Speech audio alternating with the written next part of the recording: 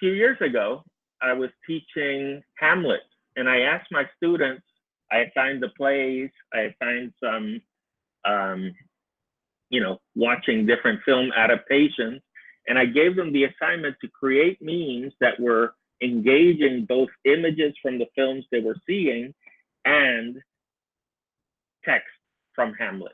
And they could always put their own twist on it, but those were the constraints they were working with. So what I'm trying to do is take the meme form and kind of push it a little bit, right? So first of all, it was a fascinating activity because the students were able to engage visually with the films. So it made them better visual, analytical thinkers of the film, but also made them engage with the text and its compression to be able to fit it into the constraints of a meme form. So, for instance, well, the first reaction my students had was, again, they had to have some text. So this is a reaction to seeing the ghost, right? Why, that's impossible. And of course, here's the other twist that the students had. They never thought could be something that could be used for any kind of serious thinking about a text or about a film. And they created other Hamlet memes. They had fun with it. Hamlet doing the face palm since 1948, right? Really looking at the kind of overdramatic acting style that Laurence Olivier uses in that particular, very theatrical, let's say, style there.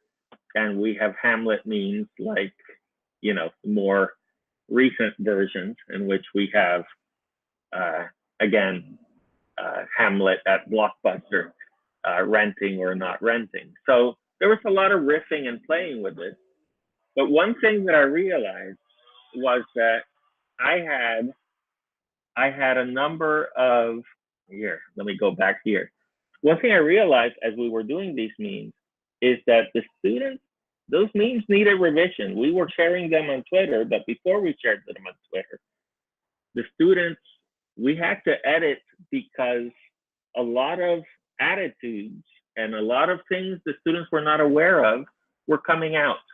So for example, racism, sexism, other things were appearing in the kind of latent, in the content, and they were not even aware of it. Now, just do you have a good example of a meme that your students made that did that? I'm live. Just, I didn't get an example. And that. We actually don't want to put your students on the spot or make it. Yeah. They were and by the time we edited them and shared them, it was already, But I think your point. I mean, I think it's something that a lot of people could, if they stop to think about it, relate to. That a lot of times we use memes almost without thinking about their context or how they might be, like the underlying messages that might be in them or stereotypes or something like that, because there's such a kind of a part of the way we communicate online now. We don't even stop to think about that. Precisely. And that kind of neutrality of the forum, or supposed neutrality, or that naivete, right? Because it's so casual, it's fun, we're just doing our thing, no big deal, reveals a lot about what is beneath our own threshold of consciousness.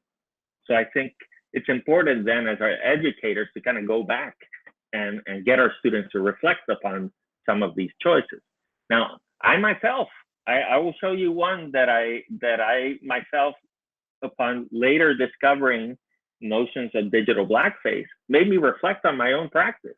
So for instance, let me screen share again real quick, and I'll show you one that I made and for my digital media criticism class. So, I mean, at first for my digital media criticism class, this was the promo, right? A meme. This is all pretty neutral, cute, right? The wow dog. All right. And then I gave the assignment of writing critical memes that were actually giving some more serious ideas. So this was one that I created with this was hot at the time, the famous roll face meme, right? And this is one that I shared quite a bit. thinking about, you know, how ideas get better circulation when they're formatted for the web. And I mean, upon reflection, I hope I didn't fall into that kind of trap of digital blackface. I think I'm not ridiculing the character, which I think is important.